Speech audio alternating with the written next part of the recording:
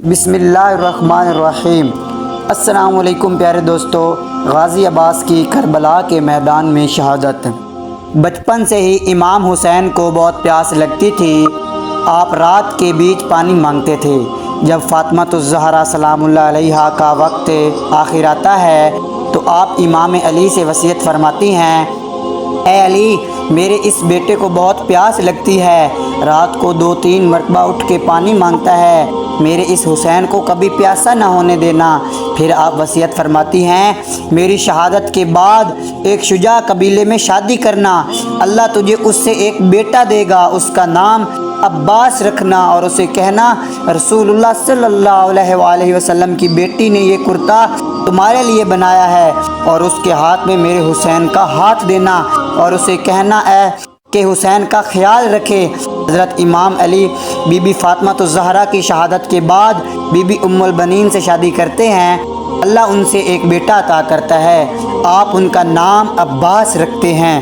ایسے عباس تھوڑے بڑے ہوتے ہیں، آپ فرماتے ہیں، اے عباس، اس حسین کا خیال رکھنا، اور میرے بیٹے حسین کو بہت پیاس لگتی ہے۔ رسول کی بیٹی وصیت کر کے گئی تھی، میرا حسین آدھی رات کو اٹھ کے پانی مانگتا ہے، عباس حسین کے قدموں میں سونا، اور اگر رات کو حسین پانی مانگے تو اسے پانی پلانا۔ جناب عباس پوری رات جاگتے رہتے تھے کہ میرے آقا حسین کو پیاس لگے تو میں ان کو فوراً پانی دوں۔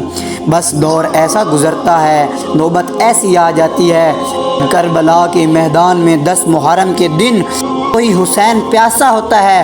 جناب عباس بار بار ان کی پیاس کو دیکھ کے غم زدہ ہوتے ہیں، امام حسین کے بچوں کی پیاس کو دیکھ کے روتے رہتے ہیں۔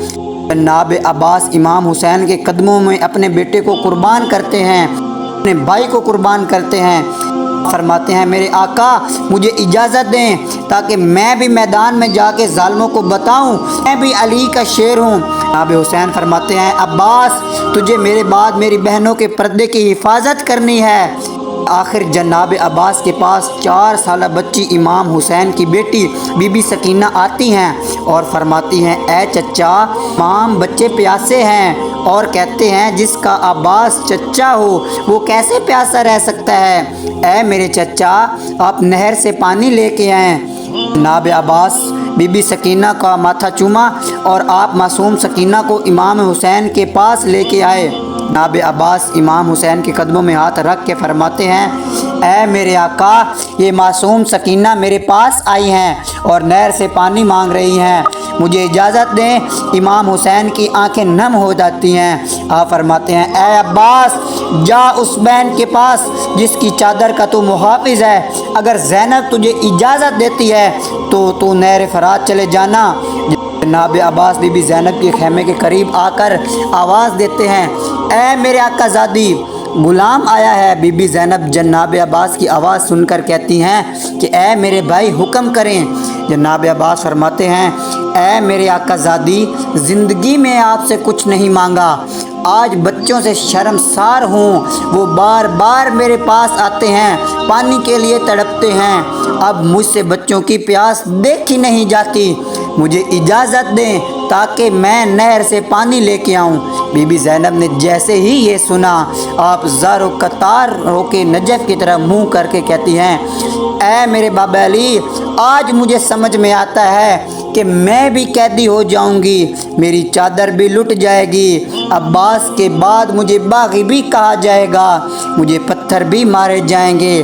بس جناب عباس اجازت لے کے شیر کی طرح میدان میں آتے ہیں اور لشکر کو چیر کے ایسے حملے کرتے ہیں کہ فوج یزید کو خیبر و خندق کی یاد آ جاتی ہے اور تمام سپاہی بھاگنا شروع کر دیتے ہیں۔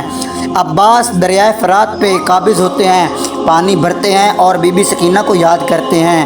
بس پانی بھر کے مشک کو اپنے کندھے پہ سوار کر کے خیام کی طرف جب پلٹنے لگتے ہیں تو فوج یزید میں یہ آواز بلند ہوتی ہے کہ عباس کو خیام تک پہنچنے نہیں دینا۔